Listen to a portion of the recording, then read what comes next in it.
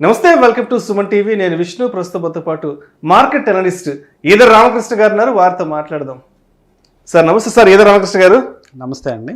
Sir either Ramakrishna గారు, ఒక $1 million question లాంటిది. ఒక ట్రేడర్ యొక్క సైకాలజీ, మైండ్ సెట్ అనేది ఎలా ఉండాలి? ట్రేడింగ్లో బాగా డబ్బులు సంపాదించాలి అంటే ఎటువంటి స్ట్రాటజీస్ని పద్ధతిగా ఫాలో అవ్వాలి అంటారు? ఎటువంటి విషయాల పట్ల అవగాహన పెంపొందించుకుంటే అతను ఒక సక్సెస్ఫుల్ ట్రేడర్గా ముందుకి కొనసాగుతాడు? అదేవిధంగా ఎటువంటి విషయాల పట్ల సరైన అవగాహన లేకుండా ట్రేడింగ్ చేస్తే అపజయాల్ని మూటగట్టుకొని ఫెయిల్యూర్స్లోకి జారుకుంటారు? ట్రేడింగ్ సైకాలజీ అన్నారు కాబట్టి, అంటే అసలు సైకాలజీ అనే పదం జనరల్గా బిజినెస్లో ఎక్కువ రాదు. సైకాలజీ అంటే మెడికల్ ప్రొఫెషన్కి సంబంధించిందో లేకపోతే సైకియాట్రిస్ట్కి సంబంధించిందో వాటికి సంబంధించిన ప్రొఫెషన్స్లో వస్తూ ఉంటుంది. జనరల్ సైకాలజీలో ఈ ట్రేడింగ్ సైకాలజీ అనేది కొంచెం ఇంపార్టెంట్, అంటే ఎక్కువ వినిపిస్తూ ఉంటుంది. కానీ జనరల్గా ట్రేడర్స్, ఇన్వెస్టర్స్ వీళ్ళందరూ ఏంటంటే పెద్దగా పట్టించుకోరు ఈ సబ్జెక్ట్ గురించి. అంటే మెయిన్ కీ రోల్ ఇదేనండి, అంటే ఇదే కీగా ఉంటుంది. ఎందుకు బిజినెస్లో ఒక సైకాలజీ రోల్ వస్తుంది అనేది మనం ఆలోచిస్తే, మీరు ఏ బిజినెస్ చేసేవాళ్ళనైనా మీరు అబ్జర్వ్ చేస్తే దాంట్లో ఒక లొకేషన్ ఇంపార్టెన్స్ ఉంటుంది. అంటే ఆ బిజినెస్ ఎక్కడ పెట్టాడు, ఏ లొకేషన్లో పెట్టాడు, అక్కడ అతని ప్రోడక్ట్కి ఎలాంటి డిమాండ్ ఉంటుంది. సో అతను మంచి ప్రోడక్ట్ ఇవ్వగలిగితే, మంచి డిమాండ్ ఉన్న ప్రోడక్ట్ కనుక సంబంధించిన బిజినెస్ పెట్టుకోగలిగితే అతను ఈజీగా సక్సెస్ అవ్వడానికి ఛాన్స్ ఉంటుంది, ప్రాబబిలిటీ కూడా ఎక్కువ ఉంటుంది. సైకాలజీ అనేది ఎందుకు కీ రోల్ అవుతుందంటే ట్రేడింగ్లో, ఇక్కడ అంత నెంబర్స్తో ముడిపడి ఉందండి. అంటే మొత్తం నెంబర్సే, కొన్న ప్రైసెస్, అమ్మిన ప్రైసెస్. ట్రేడింగ్ చేయడం అంటే రెగ్యులర్గా నెంబర్స్తో మనం డీల్ చేస్తూ ఉంటాం. ఈ నెంబర్స్ అన్నీ కూడా పర్టికులర్గా ఆ ట్రేడర్ మైండ్లో ఉంటాయి. అవి బయట కనిపించవు ఎవరికి. చుట్టుపక్కల వాళ్ళు చూస్తున్నా, అతన్ని అబ్జర్వ్ చేసినా కానీ అతను ఎలాంటి ట్రేడ్లో ఉన్నాడు, అతను లాభంలో ఉన్నాడా, ఆ ట్రేడ్లో నష్టంలో ఉన్నాడా, లేకపోతే ఎలాంటి పరిస్థితుల్లో ఉన్నాడు అనేది అది కేవలం అతని ఒక్కడికే తెలుస్తుంది. మనం ట్రేడింగ్ అనేది ఒక బిజినెస్ రూపంగా తీసుకున్నా కానీ ఇక్కడ సైకాలజీ రోల్ వస్తుంది. ఎందుకు రోల్ వస్తుందంటే ఎమోషన్స్ అనేవి, అంటే మనకి ఫియరు, గ్రీడు, ఇలాంటివన్నీ కూడా, యాంగ్జైటీ, ఇలాంటివన్నీ కూడా మనకి పెద్ద పాత్ర పోషిస్తూ ఉంటాయి. సో అందువల్ల ట్రేడింగ్ సైకాలజీ అనేది చాలా ఇంపార్టెంట్ అంశంగా మనం పరిగణలోకి తీసుకోవాలండి. సో ఇది నెగ్లెక్ట్ చేస్తే ట్రేడింగ్లో సక్సెస్ అందుకోవటం చాలా దుర్లభమే అని చెప్పచ్చు. సో నెక్స్ట్ ట్రేడింగ్ సైకాలజీ, అసలు మనము ఒక ట్రేడింగ్లో సక్సెస్ అవుతున్నామా లేదా అనేది మనకి ఎలా తెలుస్తుంది? అంటే కేవలం డబ్బులు వచ్చినంత మాత్రాన ఒక ట్రేడ్లో, 4 ట్రేడ్లో సక్సెస్ అని చాలామంది ఫీల్ అవుతారు. కానీ సక్సెస్ అనేది ఆ విధంగా మనం పరిగణనలో తీసుకోవడానికి లేదు. ఎందుకంటే 4 ట్రేడ్లో వచ్చిన డబ్బులు కేవలం 1 ట్రేడ్లోనే మొత్తం పోవచ్చు. ఇలాంటి సందర్భాల తర్వాత మొత్తం ఓవరాల్ అకౌంట్ నెగిటివ్గా వెళ్తూ ఉంటుంది. సో కొన్నిసార్లు అకౌంట్ పాజిటివ్గా వెళ్తూ ఉంటుంది, కొన్నిసార్లు అకౌంట్ చాలా హై వాలటైల్గా వెళ్తూ ఉంటుంది. అంటే ఒక 10 లక్షలు పెట్టిన అకౌంట్లో 4 లక్షల లాభం రావటం, మళ్ళీ 6 లక్షలు పోవటం, మళ్ళీ 2 లక్షలు రావటం, 3 లక్షలు పోవడం, ఇట్లా జరుగుతూ ఉంటుంది. సో ఓవరాల్గా ప్రాఫిట్లో ఉన్నా కానీ ఈ హై స్వింగ్స్ అనేవి, అంటే లాభాలు నష్టాలు అనేవి హై వాలటిలిటీ ఉంటే అలాంటి ట్రేడర్ని మనం ఇంకా సక్సెస్ అయినట్టు మనం చెప్పుకోలేం. సో రియల్గా ఎవరు సక్సెస్ అయ్యారు, ఎవరు సక్సెస్ అవుతున్నారు అనేది, అంటే ఈవెన్ ట్రేడింగ్ చేసే వాళ్ళు కూడా వాళ్ళకి అర్థం కావాలి, నేను సక్సెస్ అవుతున్నానా లేదా అనేది. ఎలా తెలుసుకోవాలంటే మెయిన్ సూత్రం ఏంటంటే కన్సిస్టెన్సీ. ఓకే, అంటే క్రమబద్ధంగా లాభాలు వస్తున్నాయా లేదా. అంటే ఈ మార్కెట్లో ఎక్కువగా వాడే పదం డ్రాడౌన్ అండి. అంటే డ్రాడౌన్ అంటే మనం తెచ్చిన క్యాపిటల్ కొంత కోల్పోవటం, లేదా కొంత లాభాలు ఆర్జించిన తర్వాత మళ్ళీ కొంత కోల్పోవటం. అంటే ఇది ఎట్లా ఉంటుందంటే రెగ్యులర్గా పైకి వెళ్ళదు. అంటే స్టడీ గ్రాఫ్, అంటే ఈక్విటీ కర్వ్ అంటాం. ఈ ఈక్విటీ కర్వ్ స్టడీగా పైకి వెళ్ళదు. అంటే మీరు ఫర్ ఎగ్జాంపుల్ ఒక ఫిక్స్డ్ డిపాజిట్ చేసుకున్నారు అనుకోండి, బ్యాంక్లో ఫిక్స్డ్ డిపాజిట్ చేసుకున్నప్పుడు మీ ఈక్విటీ కర్వ్ నీట్గా ఉంటుంది. అంటే స్టడీగా పెరుగుతూనే ఉంటుంది వడ్డీ. బ్యాంక్ వడ్డీ ఇస్తుంది, స్టడీగా అది పెరుగుతుంది. మీకు అష్యూర్ చేసిన అమౌంట్ ఏదైతే ఉంటుందో, మీరు 10 లక్షలు పెట్టుకుంటే సంవత్సరం తర్వాత ఇంత, 2 సంవత్సరాల తర్వాత ఇంత, 3 సంవత్సరాల తర్వాత ఇంత, ఆ రేట్ ఆఫ్ ఇంట్రెస్ట్ ప్రకారం స్టడీగా గ్రాఫ్ పెరుగుతుంది. సో మీ గ్రాఫ్ 45 డిగ్రీస్లో వెళ్తూ ఉంటుంది. సో దీంట్లో ఏ గొడవ ఉండదు. కానీ స్టాక్ మార్కెట్లో మీ గ్రాఫ్ ఎప్పుడు కూడా 45 డిగ్రీస్లో వెళ్ళదు, కిందకి పైకి కిందకి పైకి తిరుగుతూ ఉంటుంది. అంటే కొంచెం పడిపోవటం, మళ్ళీ పెరగటం, మళ్ళీ పడిపోవటం, మళ్ళీ పెరగటం. దీన్నే మనం ఈక్విటీ కర్వ్ కూడా అని అంటాం. ఓకే. సో ఈక్విటీ కర్వ్ స్టడీగా వెళ్తేనే మనం సక్సెస్ అయినట్టు అర్థం చేసుకోవాలి. అంటే మనకు కన్సిస్టెంట్గా ప్రాఫిట్స్ రావాలి. అంటే డ్రాడౌన్స్ ఉన్నప్పటికీ, అంటే మీ డబ్బులు, మీ మనీ 10 lakhs 11 lakhs అవ్వచ్చు, 12 lakhs అవ్వచ్చు, 13 lakhs అవ్వచ్చు, కానీ ఈ ప్రాసెస్లో కొంత కోల్పోతూ ఉంటారు. అంటే 12 లక్షల దాకా వెళ్ళిన ఫండ్ మళ్ళీ 11,70,000కి వస్తుంది, లేకపోతే 11,50,000కి వస్తుంది, మళ్ళీ 11,50,000 నుంచి 12,50,000కి వెళ్తుంది, మళ్ళీ 12,25కి వస్తుంది, మళ్ళీ 13కి వెళ్తుంది. ఇట్లా పెరగటం అనేది సహజ సిద్ధం అనమాట. అంటే అప్పుడప్పుడు డ్రాడౌన్స్ రావడం అనేది మార్కెట్లో సహజ సిద్ధం. సో కానీ కన్సిస్టెంట్గా ఓవర్ పీరియడ్స్లో డిఫరెంట్ టైం ఫ్రేమ్స్లో మనం చూసినప్పుడు, అంటే మంత్లీ చూసినా లేకపోతే క్వార్టర్లీ చూసినా యాన్యువల్గా చెక్ చేసినా కానీ మీ ప్రాఫిట్స్ స్టడీగా పెరుగుతూ ఉన్నట్లయితే మీరు ట్రేడర్గా సక్సెస్ అయినట్టు మీరు చెప్పుకోవచ్చు. అప్పటిదాకా మీరు సక్సెస్ఫుల్ ట్రేడర్గా మీరు భ్రమపడతారు. అంటే కొన్నిసార్లు ఏమవుతుందంటే ఏదో 4 ట్రేడ్లు సక్సెస్ అయిపోయి 10 లక్షల మీద ఒక 4 లక్షలు ప్రాఫిట్ రాగానే నేను సక్సెస్ అనుకొని ఎక్కువ మొత్తంలో మళ్ళీ జమ చేసి ట్రేడింగ్ చేస్తారు. అప్పుడు పెద్ద నష్టం వాటిల్లే అవకాశం ఉంది. సో మీరు ఎప్పుడు కూడా చిన్న మొత్తం అయినా పర్వాలేదు, ఒక 2 లక్షల 4 లక్షల 5 లక్షలనే పాయింట్ కాదు. మీరు ప్రాఫిట్స్ అనేవి మీ P&L అండ్ అకౌంట్ అనేది స్టడీగా పెరుగుతుందా, కన్సిస్టెంట్గా పెరుగుతుందా, మంత్ ఆన్ మంత్ లేకపోతే క్వార్టర్ ఆన్ క్వార్టర్ ఇలా పెరుగుతూ ఉందా, అది మీరు ఒక పద్ధతిగా ఎక్కువ వాలటిలిటీ లేకుండా, అంటే పర్సంటేజ్ పెరగటాలు కూడా ఒక స్టడీగా పద్ధతిగా పెరుగుతూ ఉంటే మీరు సక్సెస్ అయ్యారని అర్థం చేసుకోవచ్చు. సో అదేవిధంగా ఈ ట్రేడింగ్ విషయానికి వస్తే ఈ స్టాప్ లాస్ అనేది ఒక పెద్ద ప్రైమరీ ఫ్యాక్టర్. అసలు ఈ స్టాప్ లాస్ అనేదాన్ని ఎలా చూడాలి? అంటే ఇది ఒక మనీ మేనేజ్మెంట్ రూల్స్లో వస్తాయండి. అంటే మీరు ఇందాక మనం మాట్లాడుకున్నట్లుగా డ్రాడౌన్ గురించి మాట్లాడాం. ఈ డ్రాడౌన్ అనేది ఎంతవరకు కోల్పోతే, అంటే ఎంతవరకు నేను పోగొట్టుకుంటే నా ట్రేడ్ని నేను ఆపేస్తాను అనేది ఒక ముఖ్యమైన ప్రశ్నగా మనం ఉంచుకోవాలి ఎప్పుడు. అంటే ఒక సక్సెస్ఫుల్ ట్రేడర్స్ కానీ పెద్ద ట్రేడర్స్, అంటే ఇంటర్నేషనల్గా సక్సెస్ అయిన ట్రేడర్స్, వీళ్ళందరూ కూడా ఏం చేస్తున్నారంటే వాళ్ళు ఒక మనీ మేనేజ్మెంట్ రూల్ ప్రకారం 1% ఆఫ్ ద క్యాపిటల్ కానీ 2% ఆఫ్ ద క్యాపిటల్ కానీ కోల్పోతే వాళ్ళు ఆ ట్రేడ్ని ఆపుతారు. అంటే ఫర్ ఎగ్జాంపుల్ ఒక వ్యక్తి దగ్గర 10 లక్షలు ఉంది. సో 2% ఆఫ్ ద క్యాపిటల్ అంటే ఒక ట్రేడ్ చేసినప్పుడు నాకు 2% కంటే ఎక్కువ కోల్పోకూడదు. లేదా అంటే ఒక ట్రేడ్ అంటే మీరు ఇక్కడ కన్ఫ్యూజ్ అవ్వద్దు. మొత్తం నేను అన్ని ట్రేడ్లను కూడా ఒక ట్రేడే అంటాను. అంటే ఈ 10 లక్షల్లో మనకు 10 ట్రేడ్లు ఉండొచ్చు. ఒక ట్రేడ్, కొన్ని ట్రేడ్స్ ప్రాఫిట్స్ వస్తుంటాయి, కొన్ని ట్రేడ్స్ లాస్ వస్తుంటాయి. సో ఒక ఇండివిజువల్ ట్రేడ్ కొంచెం ఎక్కువ పోవచ్చు. ఇప్పుడు 1,00,000కు ఒక ట్రేడ్ చేస్తున్నాను అనుకోండి, 10 రకాల ట్రేడ్స్ నేను పెట్టాను సెటప్లో. కొన్ని ట్రేడ్స్లో నాకు 4-5% పోవచ్చు. అంటే దానివల్ల నష్టం లేదు. 4-5% పోయినా నాకు 1,00,000 క్యాపిటల్ కాబట్టి దానికి ఒక 5,000 పోతుంది. సో ఓవరాల్గా 10 ట్రేడ్ల మీద నాకు 2% కంటే ఎక్కువ పోకూడదు. అంటే 20,000 రూపాయల కంటే నాకు ఎక్కువ పోతే ఆ పర్టికులర్ పొజిషనల్ ట్రేడింగ్లో మనకు నష్టం వచ్చినట్టుగా మనం అర్థం చేసుకొని కట్ చేసుకోవాలి. అదే ఇంట్రాడే ట్రేడ్ చేసినప్పుడు ఇంకా తక్కువ మొత్తంలో పెట్టుకుంటారు. అంటే 1% ఆఫ్ ద ట్రేడ్ లేదా 1.5% of the trade, maximum 3% of the trade, 1 నుంచి 3% దాకా మనము స్టాప్ లాస్గా పెట్టుకోవాలి. ఎందుకంటే అట్లీస్ట్ మన మైండ్, మన ఎమోషన్స్ని ఫ్రీ అప్ చేయాలి. అంటే ఇప్పుడు ఒక ట్రేడ్లో ఉన్నప్పుడు పర్టికులర్గా మనం ఫెయిల్ అయినప్పుడు, లాస్ వస్తున్నప్పుడు జనరల్గా అందరూ చేసే మిస్టేక్ ఏంటంటే ఆ ట్రేడ్ని వాచ్ చేస్తూ ఉంటారు. దీన్ని హోప్ ట్రేడ్ కింద మారుస్తారు.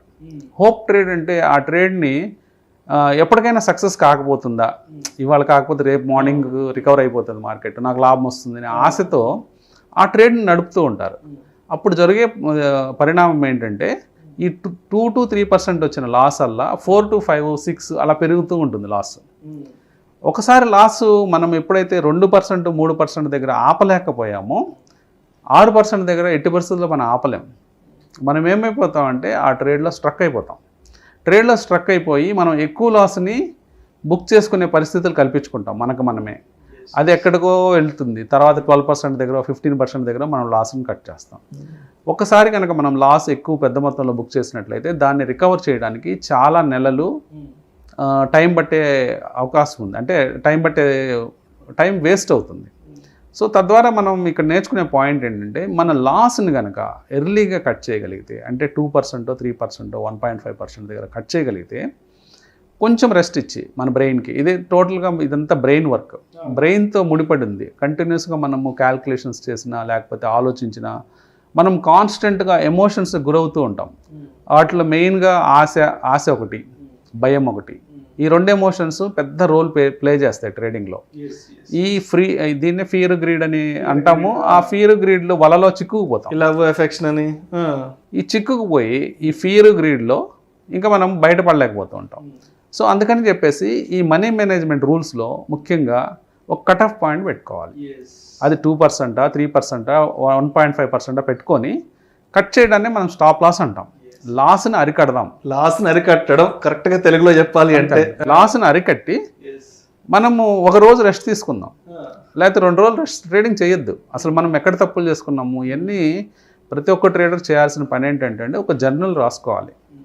నా ట్రేడ్లో నేను పలానా చోట ఫెయిల్ అయ్యాను, ఈ కారణాల చేత నా సెటప్లో కొంత ప్రాబ్లం ఉంది, లేకపోతే నా స్ట్రాటజీలో కొంత ప్రాబ్లం ఉంది, ఇక్కడ ఫెయిల్ అయ్యానని జనరల్ రాసుకున్నట్లయితే కొన్ని వారాలు కొన్ని నెలల తర్వాత మీ పుస్తకం మీరు చదువుకుంటే మెజారిటీ ఆఫ్ ద టైము ఒకటే మిస్టేక్ మీకు వస్తుంది.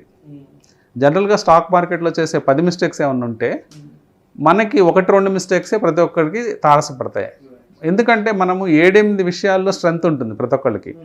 కొంతమందికి మొదటి 2 పాయింట్లలోనే ఎప్పుడూ సఫర్ అవుతూ ఉంటారు, కొంతమంది 7-8 పాయింట్లలో సఫర్ అవుతూ ఉంటారు. కాబట్టి మనం సఫర్ అయ్యే పాయింట్స్ మన సైకాలజీ ప్రకారం 1-2 మాత్రమే ఉంటాయి. సో మనం జనరల్ రాస్తే ఏమవుతుందంటే మనం చేసే తప్పులు రిపీటెడ్గా చేస్తూ ఉంటాం. రిపీటెడ్గా చేసే తప్పులు ఆ జనరల్ ఆ బుక్లో హైలైట్ అవుతాయి.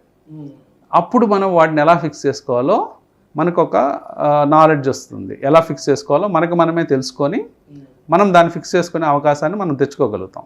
అది జనరల్ రాయకపోతే మనం ఎప్పటికీ ఆ విషయం తెలుసుకోలేము కొన్నిసార్లు ఎక్కడ తప్పు చేస్తున్నాం అనేది. ఇది చాలా ఇంపార్టెంట్ అండి. సో అదేవిధంగా ఇందాక మీరు స్ట్రాటజీ గురించి మాట్లాడారు కదా. ఈ ట్రేడింగ్ అనగానే ఫస్ట్ మాట్లాడుకునేది స్ట్రాటజీ. అంటే ఒక పర్సన్ ట్రేడింగ్లో సక్సెస్ అయ్యాడు అంటే అతను కొన్ని మంచి స్ట్రాటజీస్ని ఫాలో అయ్యి ఉంటాడు అనేసి ఎక్కువ చెప్పుకుంటుంటాం కదా. అయితే ఒక సక్సెస్ఫుల్గా మనం ట్రేడింగ్లో కొనసాగుతున్నాము అంటే ఎటువంటి స్ట్రాటజీస్ని కరెక్ట్గా ఎగ్జిక్యూట్ చేసుకోవాలి, వాటిని ఇంప్లిమెంట్ చేసుకోవాలి అంటారు? ఫస్ట్ ఆఫ్ ఆల్ ఇక్కడ సక్సెస్ఫుల్ ట్రేడర్స్ ఏం చేస్తున్నారో మనం చూద్దాం. సక్సెస్ఫుల్ ట్రేడర్స్ ఏం చేస్తుంటారంటే ఒక స్ట్రాటజీ పెట్టుకుంటారు. ఆ స్ట్రాటజీని కంటిన్యూస్గా ఇంప్లిమెంట్ చేస్తూ ఉంటారు. ఇంప్లిమెంట్ చేస్తే కాన్స్టెంట్గా స్టడీగా కన్సిస్టెంట్గా మనీ సంపాదిస్తూ ఉంటారు. అందరూ ఏమనుకుంటారంటే ఒక స్ట్రాటజీ కనుక నాకు కూడా తెలిస్తే ఆ స్ట్రాటజీని నేను కూడా ఇంప్లిమెంట్ చేస్తే నాకు స్టడీగా డబ్బు వస్తుంది, నేను కూడా డబ్బు సంపాదించగలనని భ్రమలో ఉంటారండి. సో ఈ సక్సెస్ఫుల్ స్ట్రాటజీ తెలుసుకోవటం ఏమన్నా కష్టమా అంటే ఏమీ కాదు. ఎందుకంటే మీరు ఒక యూట్యూబ్ ఆన్ చేసినా లేకపోతే ఎక్కడికి సెమినార్స్కి వెళ్ళినా చాలామంది సక్సెస్ఫుల్ ట్రేడర్స్ వాళ్ళ స్ట్రాటజీ పబ్లిక్ ప్లాట్ఫామ్స్ మీద చెప్పేస్తారు. ఇదేమీ సీక్రెట్ కాదు. మరి ఇదేంటి ఇంత సీక్రెట్ కానప్పుడు నేను ఎందుకు ఫెయిల్ అవుతున్నాను అనే క్వశ్చన్ అందరికీ వస్తుంది. సో ఒక మంచి స్ట్రాటజీ ఒక సక్సెస్ఫుల్ ట్రేడరు తను ఓపెన్గా పబ్లిక్ ప్లాట్ఫామ్లో ఓపెన్గా చెప్పేసిన తర్వాత కూడా ఆ స్ట్రాటజీని తను ఇంప్లిమెంట్ చేయలేకపోతాడు. ఇక్కడ ఇంప్లిమెంటేషన్ ప్రాబ్లమ్స్ వస్తాయి. ఎందుకు ప్రాబ్లమ్స్ వస్తాయి అనేది ఒకసారి మనము క్షుణ్ణంగా చూద్దాం. ఏమవుతుందంటే మార్కెట్స్ సీజన్స్లో వెళ్తూ ఉంటుందండి. అంటే మనకి ఋతువులు ఎలా ఉన్నాయో అంటే రెయినీ సీజను, సమ్మర్ అని, వింటర్ ఇలా ఉన్నట్టే మార్కెట్లో కూడా ఒక సీజన్గా మారుతూ ఉంటుందండి. అంటే దాని డైనమిక్స్ మార్చుకుంటూ ఉంది మార్కెట్. అంటే కొన్ని ఎన్విరాన్మెంట్స్ ఎలాగంటే లో విక్స్ ఎన్విరాన్మెంట్ అంటాం, హై విక్స్ ఎన్విరాన్మెంట్ అంటాం. అంటే విక్స్ అంటే జస్ట్ ఫియర్ ఇండెక్స్ అనమాట. ఇండియా విక్స్ అని ఒక చిన్న ఇండికేటర్ ఉంటుందండి. ఆ ఇండికేటర్లో ఏం చెప్తుందంటే మార్కెట్లో ఎంత ఫియర్ ఉందో చెప్తుంది. ప్రజెంట్ ఇండియా విక్స్ లో ఉందండి. అంటే ఫియర్ చాలా తక్కువ ఉన్న ఎన్విరాన్మెంట్లో మనం ఉన్నాం. ఎందుకంటే మనము బిగ్ మూవ్స్ చూడలేదు. గత కొన్ని నెలల నుంచి చిన్న మూవ్స్ చూస్తున్నాం. ఒకరోజు పెరిగినా తక్కువ పెరుగుతుంది, పడినా తక్కువ పడుతుంది. సో ఇలాంటి ఎన్విరాన్మెంట్లో ఉన్నప్పుడు ఒక రకమైన అదే స్ట్రాటజీని ఒక రకంగా ఉపయోగించాలి. అట్లాగే ఒక హై విక్స్ ఎన్విరాన్మెంట్ ఉంటుంది. అలాంటి టైమ్స్లో మనము అదే స్ట్రాటజీని ఇంకో రకంగా ఉపయోగించాల్సిన అవసరం ఉంటుంది. అట్లాగే ఇంకొక ఎన్విరాన్మెంట్ వాలటిలిటీ పెరుగుతూ ఉంటుంది. ప్లేయర్స్ ఎందుకంటే ఈ సీజన్ మార్కెట్ ఎలా మార్చుకుంటుందంటే మార్కెట్ అనేది అదొక ఎంటిటీ అయినప్పటికీ అది ఒక కంబైన్డ్ సైకలాజికల్ ఇంపాక్ట్ అండి. అంటే ఇంతమంది కోట్ల మంది, వందల లక్షల మంది ట్రేడ్ చేస్తున్నప్పుడు వాళ్ళందరి మనస్సు అనమాట. అంటే సమిష్టి మన్ అది. అంటే కంబైన్డ్ మైండ్ అది. సో ఈ కంబైన్డ్ మైండ్ అనేది ప్లేయర్స్ మారినప్పుడల్లా ఈ కంబైన్డ్ మైండ్లో కొంత చేంజెస్ వస్తాయి. ఈ చేంజ్ వచ్చినప్పుడే స్టాక్ మార్కెట్లో ఆ సీజన్ మార్చుకుంటూ వెళ్తూ ఉంటుంది అది. సో అలా మార్చుకుంటూ వెళ్తున్న తరుణంలో మన స్ట్రాటజీ ఫెయిల్ అయిపోతుంది. ఇదివరకు మనం ఒక రకంగా ప్రయోగించిన స్ట్రాటజీ ఎస్ ఎస్ నెక్స్ట్ సీజన్లో పనిచేయదు, ఒక 4 నెలల తర్వాత పనిచేయదు. అప్పుడు వీళ్ళందరూ జనరల్గా అందరూ ఇన్వెస్టర్స్ కానీ ట్రేడర్స్ కానీ ఏమనుకుంటారంటే అతను చెప్పింది తప్పేమో అనుకుంటారు. అతను స్ట్రాటజీ చెప్పాడు, 2 నెలలు బాగానే పనిచేసింది, కాకపోతే ఇప్పుడు ఇది పనిచేయలేదు అంటే దాని అర్థం ఏంటంటే స్ట్రాటజీ పనిచేయకుండా పోదు, కానీ దాన్ని ఇంప్లిమెంట్ చేయాల్సిన విధానం మార్చుకోవాలి, దాన్ని ఇంకా బెటర్గా ఇంప్లిమెంట్ చేయడం నేర్చుకోవాలి. సో అతను ఏదో 1 అవర్ సెషన్ 2 అవర్ సెషన్లో బేసిక్ అవుట్లైన్ చెప్పగలుగుతాడు, కానీ టోటల్ స్ట్రాటజీ అతను 20 years ఎఫర్టో లేకపోతే 10 years ఎఫర్ట్తో తయారు చేసుకున్న స్ట్రాటజీని ఒక 1 hour టైంలో చెప్పలేడు అతను. సో అతనికి తెలుసు ఏ సీజన్లో ఎలా దాన్ని ఇంప్లిమెంట్ చేయాలనేది. సింపుల్గా లేమ్యాన్ భాషలో నేను ఎక్స్ప్లెయిన్ చేయాలంటే, సో అందరికీ షెఫ్స్ విషయంలో తీసుకుందాం. కొన్ని హోటల్స్లో ఫుడ్ చాలా టేస్టీగా ఉంటుంది, కొన్ని హోటల్స్లో ఫుడ్ అంత బాగోదు, కొన్ని హోటల్లో చాలా ఘోరంగా ఉంటుంది. కానీ కారణం ఏంటి? అందరూ అవే పదార్థాలు వాడతారు, అందరూ అదే ఉప్పు అదే కారం వాడతారు. కానీ షెఫ్ చెయ్యి మారగానే మొత్తం విషయం మారిపోతుంది. ఎందుకంటే అది ఎంత కంట్రోల్డ్గా అది కుక్ చేయాలి, ఏ టైంలో ఏ మసాలా లేకపోతే ఏ సాల్ట్ ఎప్పుడు వేయాలనేది అతనికి కరెక్ట్గా తెలుసు. టైమింగ్. సో అందుకని ఆ పర్టికులర్ హోటల్లో ఫుడ్ అనేది కన్సిస్టెంట్గా బాగుంటూ ఉంటుంది. వేరే హోటల్స్కి వెళ్ళినప్పుడు ఒక రోజు బాగుంటుంది, ఇంకో రోజు బాగోదు. సో జనరల్గా కొత్త ప్లేయర్స్ అందరికీ ఇదే గొడవ. వాళ్ళందరూ పాపం ఒక స్ట్రాటజీ నేర్చుకుంటారు, ట్రై చేస్తారు, కానీ 2 నెలల తర్వాత మళ్ళీ ఆ స్ట్రాటజీ మూలపడిపోతూ ఉంటుంది. వాళ్ళ దాంట్లోనే వాళ్ళు ఇంకొక స్ట్రాటజీకి జంప్ అవుతూ ఉంటారు. సో ఈ జంప్ అవడంలో అసలు ముందు పోయింది, ఇంకో రెండోది కూడా మళ్ళీ ఇదే టైం. అంటే 1 నెల బాగుంటుంది, తర్వాత 2 నెలలు బాగోదు. కొన్ని స్ట్రాటజీలు ఎత్తుకోగానే బాగోవు, అవి తర్వాత 2 నెలల తర్వాత బాగుంటాయి, ఆ టైంకి ఇతను ఉన్నాడు. సో ఈ స్ట్రాటజీ విషయంలో అందరూ నేర్చుకోవాల్సిన విషయం ఏంటంటే అండి, ఒక మంచి స్ట్రాటజీ పట్టుకున్న తర్వాత దాని మీద మన ఎక్సర్సైజ్ మొదలు పెట్టాలి. దాన్ని అక్కడితో వదిలిపెట్టకుండా మీరు మంచి స్ట్రాటజీస్ యూట్యూబ్లో చూసుండొచ్చు. ఆ స్ట్రాటజీ అంత మాత్రమే కాదు, ఆ 1 hour ఎపిసోడ్లో అవ్వదు. అది కొన్ని 100 గంటలు కృషి చేయాలి మీరు. దాని తర్వాత దాని మీద నోట్స్ రాసుకోవాలి, ఎలాంటి ఎన్విరాన్మెంట్లో ఎలా పనిచేస్తుంది, దాన్ని ఎలా మార్పులు చేర్పులు చేసుకోవాలి. అలాగే మీ గ్రూప్లో ఎవరైనా మంచి ఎక్స్పర్ట్ ఉంటే అతని సలహాలు తీసుకోవటం, దాన్ని ఇంకా ఇంప్రవైజ్ చేసుకోవడం, ఫ్రెండ్స్తో డిస్కస్ చేయడం. ఈరోజు చాలా అవకాశాలు ఉన్నాయి మనకి.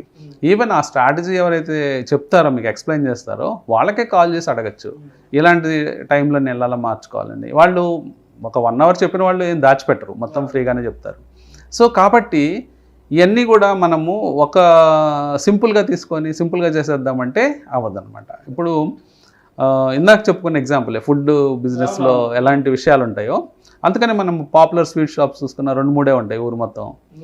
పాపులర్ ఫుడ్ జాయింట్స్ కూడా అట్లాగే పెద్ద పెద్దవి, అంటే వాళ్ళు చైన్ లాగా మారిపోతున్నారు. అంటే ఒక స్ట్రాటజీ పర్ఫెక్ట్గా తయారు చేసుకొని పర్ఫెక్ట్గా ఇంప్లిమెంట్ చేస్తే ఆ కన్సిస్టెన్సీ అనేది వస్తుంది. సో అదేవిధంగా ఈ ఫ్లెక్సిబిలిటీ విషయానికి వచ్చేటప్పటికి ఎలా ఉండాలి ఒక ట్రేడర్ అనే వాళ్ళు సక్సెస్ఫుల్గా ముందుకు వెళ్ళాలి అంటే?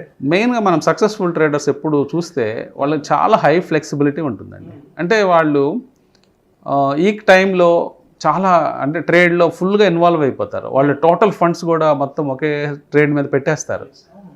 వితిన్ 1 hourలో వాళ్ళు మైండ్ చేంజ్ చేసుకుని నేను రాంగ్ చేశాననే విషయాన్ని వాళ్ళు 1 గంటలో ఒప్పేసుకోవచ్చు. ఒప్పేసుకోవటం అంటే ఏం లేదు, ఆ ట్రేడ్ తీసేస్తారు. ఆ ట్రేడ్ తీసేసేసి వెంటనే ఇంకో ట్రేడ్ సెటప్లోకి వెళ్ళిపోతారు. ఓకే. అంత ఫ్లెక్సిబిలిటీ ఉంటుంది వాళ్ళ మైండ్లో. ఎందుకంటే వాళ్ళు ఇప్పుడు సపోజ్ 1% లాస్ వచ్చింది, నేను తప్పు చేశానని అర్థమైంది. నేను ట్రేడ్ చేసినప్పుడు నేను ఎంట్రీ అంటే నా టైమింగ్ రాంగ్ అయింది, లేకపోతే నేను ఎంట్రీ రాంగ్ టైంలో తీసుకున్నాను అనేది నాకు కొద్ది నిమిషాల తర్వాత కొన్ని గంటల తర్వాత అర్థమైంది. నాకు అర్థమైన తర్వాత అప్పటికే 1% లాస్లోకి వెళ్ళిపోయాను. లాస్లోకి వెళ్ళిపోతే సక్సెస్ఫుల్ ట్రేడర్ ఎప్పుడు ఏమీ సంశయించడు. అంటే ఇక్కడ నేను కట్ చేయడానికి పొజిషన్ని వెంటనే పొజిషన్ కట్ చేసి కొత్త పొజిషన్లోకి వెళ్తాడు. చాలా సమయస్ఫూర్తిగా వ్యవహరిస్తాడు. అంటే ప్యానిక్ అయిపోయి ఏదో చేసేసుకొని పోర్ట్ఫోలియో గల్లంతు చేసేసుకొని రకరకాల పనులు చేయడు. అంటే ఇక్కడ కొత్త ట్రేడర్స్ ఏం చేస్తారంటే బేసిక్గా వాళ్ళు చేసే పని ఏంటంటే, నాకు 1% లాస్ వచ్చింది కదా, ఇది రికవర్ అవగానే నేను తీసేస్తాను అనుకుంటాడు. అది రికవర్ అవ్వదు, అది ఇంకా లాస్లోకి పోతుంది. 1% లాస్ వల్ల 2%, 3%, 4%, అది ఇంకా లాస్ ఎక్స్పాండ్ అవుతూ ఉంటుంది. సో అతను టోటల్గా కన్ఫ్యూజ్ అవుతాడు. సో అది మెయిన్ ట్రేడర్కిను అంటే సక్సెస్ఫుల్ ట్రేడర్కి ఫెయిల్యూర్ ట్రేడర్కి ఉన్న తేడా అండి. సో ఫ్లెక్సిబిలిటీ అనేది చాలా ఇంపార్టెంట్. అంటే వాళ్ళ బాడీలో ఆ ఫ్లెక్సిబిలిటీ వాళ్ళు తెచ్చుకొని వాళ్ళు ఫాస్ట్గా మార్పులు చేర్పులు చేయటం, లేకపోతే అడ్జస్ట్మెంట్స్ అంటాం. కొన్ని స్ట్రాటజీస్కి అడ్జస్ట్మెంట్స్ అవసరాలు ఉంటాయి, అడ్జస్ట్మెంట్స్ చేసుకోవటము. తర్వాత ఒక పాయింట్ తర్వాత నాకు ఈ ట్రేడ్ వద్దు అనే నిర్ణయం తీసుకోవడం చాలా ఇంపార్టెంట్ అండి.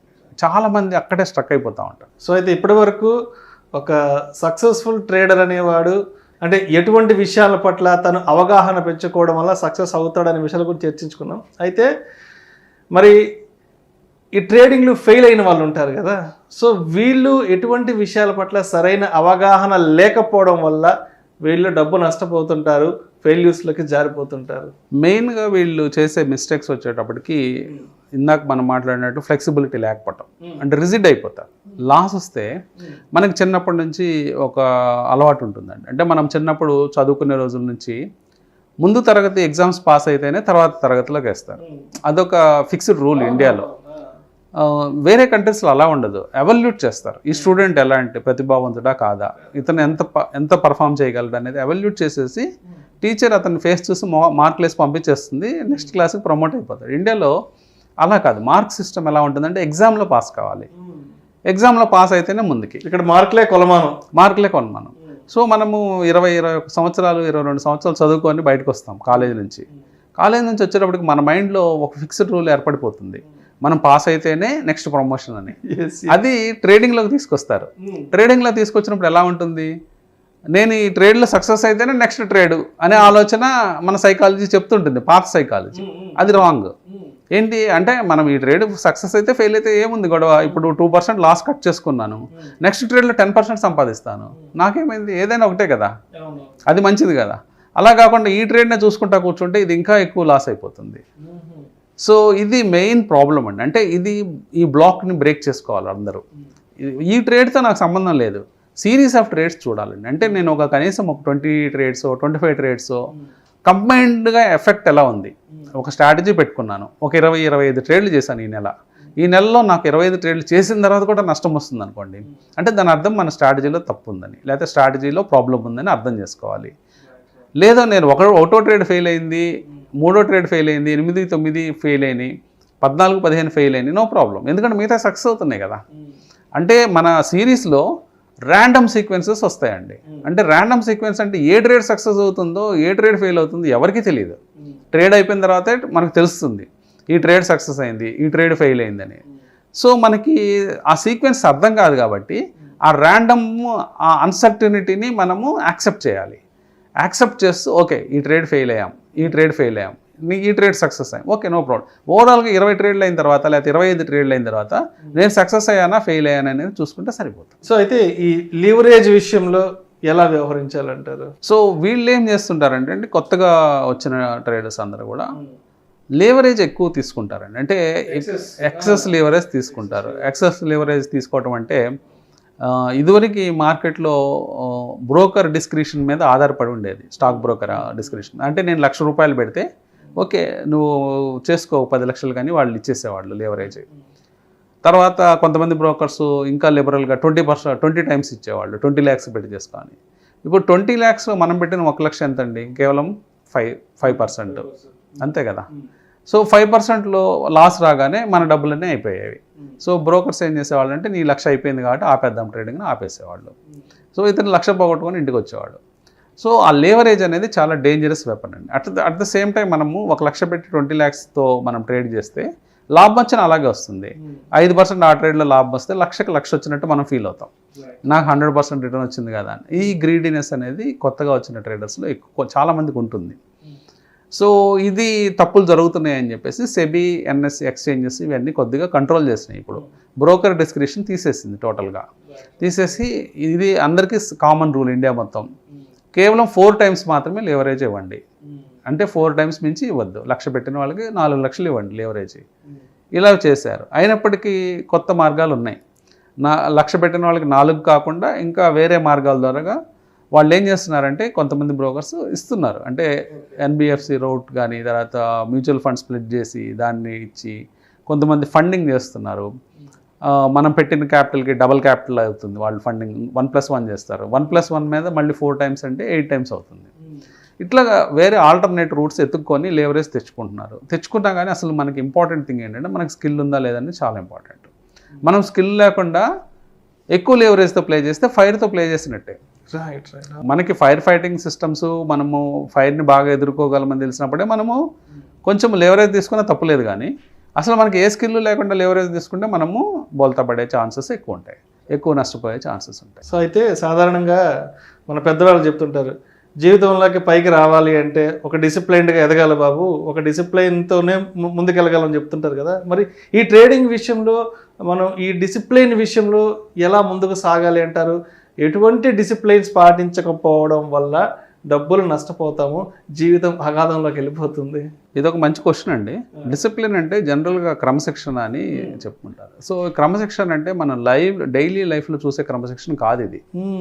Right right. ఇదేంటంటే మనం ఒక వ్యక్తిని చూస్తే ఇతను చాలా డిసిప్లిన్డ్ పర్సన్ అంటాం. ఎందుకంటాం? ఒక క్రమశిక్షణతో అతని హ్యాబిట్స్ని బట్టి. అతను ఉదయం లేచి టైం కావచ్చు, లేకపోతే అతను తర్వాత ఆహారపు అలవాట్లు, ఎక్సర్సైజ్ చేసుకోవటము, ఆరోగ్యం మీద అంటే అవన్నీ సహజంగా తీసుకుని చుట్టుపక్కల వాళ్ళతో బిహేవ్ చేసే విధానం అవన్నీ కనిపించేది. అవన్నీ చూసి మనము అతను డ్రైవింగ్ చేసే విధానం ఇవన్నీ బాగా డిసిప్లిన్డ్గా ఉంటాడు అంటాం. కానీ స్టాక్ మార్కెట్లో డిసిప్లిన్ అంటే వేరే మీనింగ్ వస్తుందండి. కనిపించేది కాదు, ఇదంతా బ్రెయిన్లో జరిగేది. Brain discipline. అందుకనే ఇక్కడ బాగా డిసిప్లిన్డ్ వ్యక్తులు ఇక్కడికి వచ్చి కూడా చాలా నష్టపోతారు డబ్బులు. లైక్ మిలిటరీ పీపుల్ వస్తుంటారు, లేకపోతే ఎంతో డిసిప్లిన్డ్ వర్కింగ్ క్లాస్ ఇక్కడికి వస్తుంది. వాళ్ళు ఏమనుకుంటారంటే నాకు చాలా డిసిప్లిన్ ఉంది కదా, సో నేను ఈజీగా సక్సెస్ అయిపోతాను, కొంతమంది ఏమనుకుంటారంటే నేను మ్యాథ్ నాకు బాగా వచ్చు కదా, ఇదంతా నెంబర్స్ గేమే కాబట్టి నేను ఈజీగా విన్ అవుతానని కొంతమంది, నేను కాలేజ్ టాపర్ అని కదా నేను ఈజీగా విన్ అవుతానని కొంతమంది, నేను పెద్ద పెద్ద బ్యాంకుల్లో పనిచేశాను, మార్కెట్ గురించి నాకు అవగాహన ఉంది, అలాగే నేను నా ప్రొఫెషన్లో టాప్ కదా. ఫర్ ఎగ్జాంపుల్ ఒక ఎక్స్పర్ట్ డాక్టర్ కావచ్చు, లేకపోతే ఇట్లాంటి వ్యక్తులు కూడా నేను నా ప్రొఫెషన్లో నేను టాప్ కాబట్టి ఈ ప్రొఫెషన్ నథింగ్ అనుకొని చాలామంది వచ్చి డబ్బులు పోగొట్టుకునే ఛాన్సెస్ ఉన్నాయండి. దీనికి కారణం ఏంటంటే ఇది టోటల్లీ డిఫరెంట్ గేమ్ అండి. అంటే ఇది ఒక గేమ్లా తీసుకుంటే, ఒక ప్లేలా తీసుకుంటే ఇది అసలు ఒక అంతుపట్టని ఆట అనమాట, మైండ్ గేమ్. సో అందుకనే సక్సెస్ రేటు మొన్న సెబీ పబ్లిష్ చేసిన జర్నల్ మనం చూసినట్లయితే 99.99% ఫెయిల్ అవుతున్నారు. వాళ్ళు కేవలం చూపించడానికి 90% చూపించినా దాంట్లో మిగతా 9.9% కేవలం 1,50,000 మాత్రమే సంపాదిస్తున్నారు. నితిన్ కామత్ కూడా రీసెంట్గా అదే అండి. అంటే ఈ 9% కూడా నేను తీసేస్తాను. ఎందుకంటే ఒక వ్యక్తి 1,50,000 సంపాదించి ఒక సంవత్సరం మనుగడ సాగించలేడు ఇండియాలో. 1,50,000 సరిపోదు అతనికి కేవలం ట్రేడింగ్కి నా ప్రొఫెషన్గా పెట్టుకుంటే. సో నేను వాళ్ళని కూడా సక్సెస్ఫుల్గా కన్సిడర్ చేయను. అందుకని మనం లెక్కలు చూస్తే 99.9% ఫెయిల్ అవుతున్నారు స్టాక్ మార్కెట్లో, పర్టికులర్గా ట్రేడింగ్ జోన్లో. సో కారణం ఏంటంటే చాలామందికి ఈ విషయాలన్నీ తెలియకపోవటం. తర్వాత ఇంకొక మేజర్ మిస్టేక్స్ అంటే చిన్న చిన్న సూక్ష్మమైన అంశాలు అర్థం కావండి స్టాక్ మార్కెట్లో. ఒకటి ఏంటంటే ట్రేడింగ్ చేసేటప్పుడు మనము సాటర్డే సండే కూర్చొని చాలా వర్క్ చేస్తాం, స్ట్రాటజీ బిల్డ్ చేయడానికి కానీ, లేకపోతే బ్యాక్ టెస్టింగ్ కానీ ఒక కాన్సెప్ట్ ఉంది. అంటే బ్యాక్ టెస్టింగ్ అంటే గతంలో నేను ఈ స్ట్రాటజీని ఇంప్లిమెంట్ చేస్తే నాకు ఎంత డబ్బు వచ్చే అవకాశం ఉండేది అనేది చెక్ చేసుకోవటం. ఇట్లాంటి పనులన్నీ మనం సాటర్డే సండే కూర్చొని చాలా మంచి స్ట్రాటజీ మనం తయారు చేసుకొని పెట్టుకుంటాం. కానీ అదే స్ట్రాటజీని మనం ఇంప్లిమెంటేషన్లోకి వెళ్ళినప్పుడు అది మనకి పనిచేయదు. ఎందుకు పనిచేయదంటే మనం కామన్ సెన్స్ని ఒక పాయింట్లో కట్ ఆఫ్ చేయాలండి. అంటే మనం సాటర్డే సండే యూజ్ చేసే కామన్ సెన్స్ని ట్రేడ్ ఇంప్లిమెంటేషన్ టైంలో కట్ ఆఫ్ చేయాలి, కేవలం రూల్ బుక్నే ఫాలో కావాలి. ఓకే. సో ఇక్కడ ఒక చిన్న అంటే మనము ఏదైతే పదార్థాన్ని ఉపయోగించి మనం ఒక స్ట్రాటజీని తయారు చేస్తామో ఇంప్లిమెంటేషన్ అప్పుడు ఆ పదార్థాన్ని వాడకూడదు, కామన్ సెన్స్ అనే పదార్థాన్ని. ఎప్పుడైతే అది వాడతామో మనం ఫెయిల్ అయిపోతాం. ఇది చాలామందికి అర్థం కాదు. ఎందుకంటే ట్రేడ్ ఫెయిల్ అవుతున్నప్పుడు సడన్గా స్ట్రాటజీ మార్చి ఇంకోటి ఏదో చేద్దామని ట్రై చేస్తారు. అది చాలా ఇంకా డేంజర్ అనమాట. ఇక్కడ మామూలుగా 2% పోతే అక్కడ 8% పోతుంది.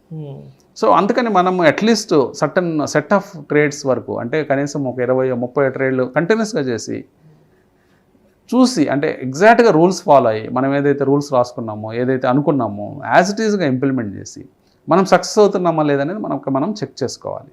చెక్ చేసుకున్న తర్వాత సక్సెస్ అవుతున్నామంటే దాన్ని కంటిన్యూ చేసుకుంటే సరిపోతుంది. అదే డిసిప్లిన్డ్గా చేసుకుంటూ వెళ్ళాలి.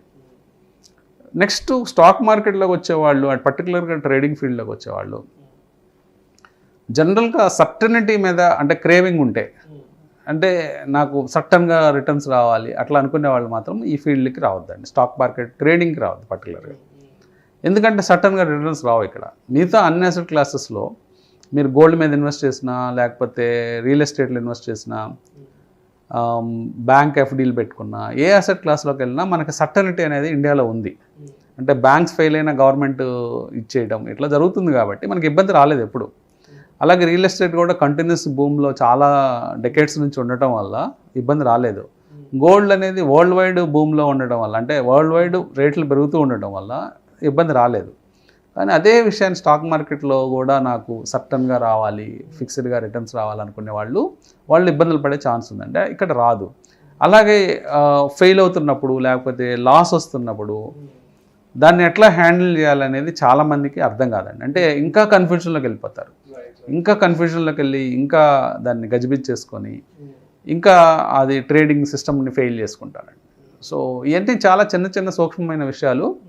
మనకి ఈ ట్రేడింగ్ సైకాలజీ మీద చాలా తక్కువ వీడియోస్ అందుబాటులో ఉన్నాయి మనకి ఇంటర్నెట్లో. ఈ స్టాక్ మార్కెట్ మీద సబ్జెక్ట్ సెర్చ్ చేస్తే చాలా లక్షల వీడియోలు దొరుకుతాయి. ట్రేడింగ్ సైకాలజీ మీద సెర్చ్ చేస్తే కేవలం కొద్ది వీడియోస్ ఉంటాయి. అది కూడా తెలుగులో చాలా తక్కువ ఉంటాయి. అసలు ఇంగ్లీష్లోనే తక్కువ ఉన్నాయి విచిత్రంగా. ఎందుకంటే ఎవరికి ఈ సబ్జెక్ట్కి వచ్చి ఇది ఒక డ్రై సబ్జెక్ట్. ఈ డ్రై సబ్జెక్ట్ మాట్లాడడానికి ఎవరు ఇష్టపడరు అంటే తెలుసుకోవడానికి ఇష్టపడరు. అందుకని మీ వ్యూస్ చూసినా కానీ చాలా తక్కువ ఉంటాయి. సో అది ఇష్టపడి నేర్చుకొని కష్టపడ్డ వాటికి డబ్బులు వస్తాయి. సో ఈదర్ రామకృష్ణ గారు, ఇప్పుడు మనం ఏదైనా ఒక యాక్టివిటీ చేసినప్పుడు కొన్ని తప్పిదాలు జరుగుతుంటాయి కదా, మరి ఇలాంటి తప్పిదాల నుంచి ఎలాంటి విషయాలను తెలుసుకోవాలంటారు? పర్టికులర్గా ఈ ఫెయిల్ అయిన వాళ్ళు ఎలాంటి విషయాలను తెలుసుకోరంటారు? మనము ఈ టాపిక్ కొంచెం మనం డిస్కస్ చేసామండి. అంటే మనము ఏదైతే తప్పులు చేస్తుంటామో జనరల్గా జరిగే తప్పులు కొన్నే ఉంటాయండి ప్రతి వ్యక్తికి.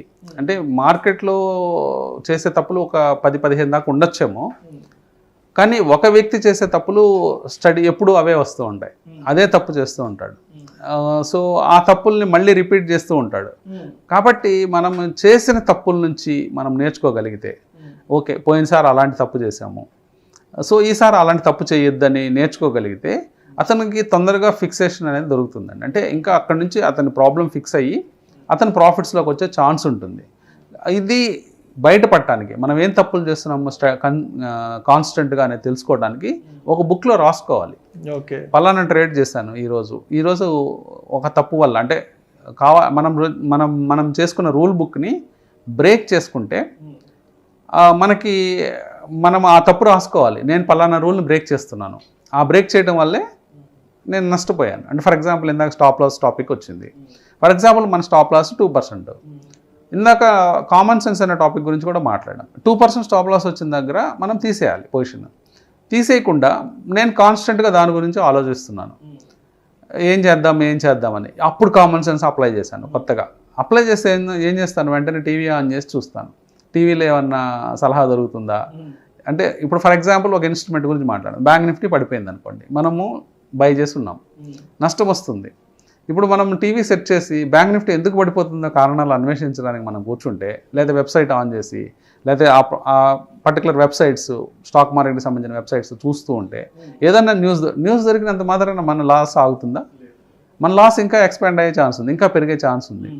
కాబట్టి అప్పుడు మనం కామన్ సెన్స్ అప్లై చేసి దాన్ని ఏదో లేకపోతే ఆ స్ట్రాటజీ ప్రకారం కొంచెం మార్చి, లేకపోతే దాన్ని ఇంకో రకంగా తిప్పి, లేకపోతే డబల్ చేసి క్వాంటిటీలు, ఇలాంటి ఏదో ఒక తప్పు చేసామంటే ఇంకా లాస్ మీకు పెరిగే ఛాన్స్ ఉంటుంది.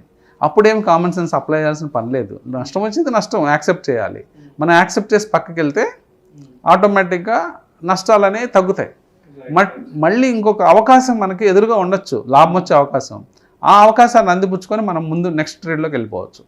లేకపోతే ఇదే ఫెయిల్యూర్ ట్రేడ్లో కాన్స్టెంట్గా ఉండే ఛాన్స్ ఉంటుంది. సో అదేవిధంగా ఈ ఫెయిల్ అయిన వాళ్ళు ఎవరైతే ఉంటారో వీళ్ళు మార్కెట్ ట్రెండ్ని ఫాలో అవడంలో ఎటువంటి మిస్టేక్స్ చేస్తుంటారు?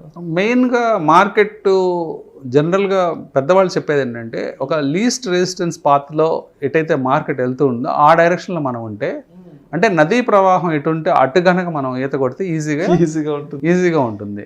ప్రవాహానికి ఎదురుగా మనం ఈదుతూ ఉంటే చాలా కష్టం. ఎందుకు అంత శ్రమ తీసుకోవటం? ఈజీగా ఫ్లో అయ్యే డైరెక్షన్లో మనం వెళ్తూ ఉంటే మార్కెట్ ఈజీగా ఫ్లో అయ్యే డైరెక్షన్ చూపిస్తూనే ఉంటుంది. కానీ చాలా మంది ఏంటంటే యాంటిసిపేట్ చేస్తారు, స్పెక్యులేట్ చేస్తారు.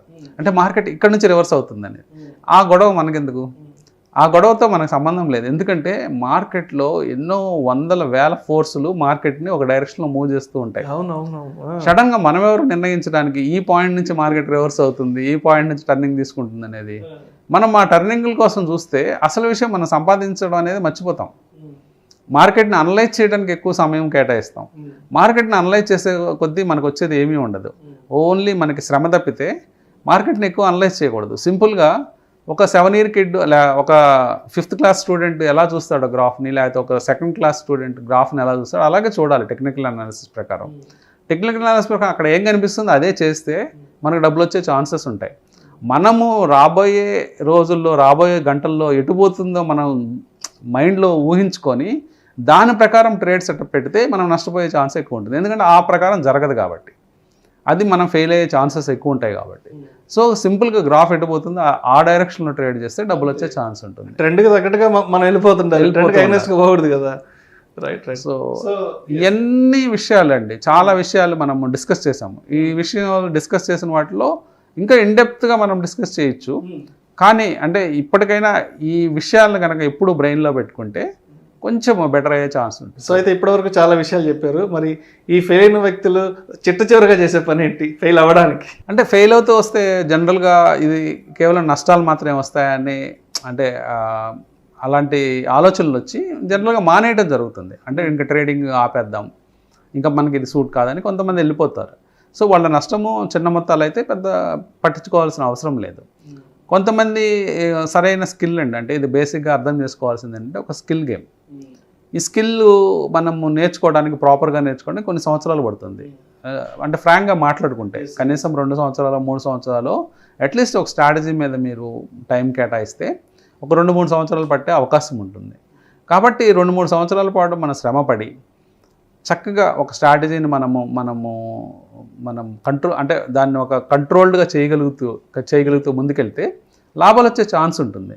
కానీ జనరల్గా జరిగే మిస్టేక్ ఏంటంటే ఉన్న 2-3 ఏళ్ళు కూడా మార్కెట్లో రకరకాల స్ట్రాటజీస్ ప్లే చేసుకొని ఆ రకరకాల స్ట్రాటజీలో దేని మీద పట్టు లేకుండా మనము ఎక్కడా కూడా స్కిల్ డెవలప్ చేసుకోకుండా ముందుకెళ్తూ ఉంటే ఏ స్ట్రాటజీలోనూ మనం సక్సెస్ కాము, డబ్బు సంపాదించాం. సో అది ప్రాబ్లం అండి. సో ఇది మెయిన్గా మనం గుర్తించాల్సిందంటే ఇది ఒక స్కిల్ గేము.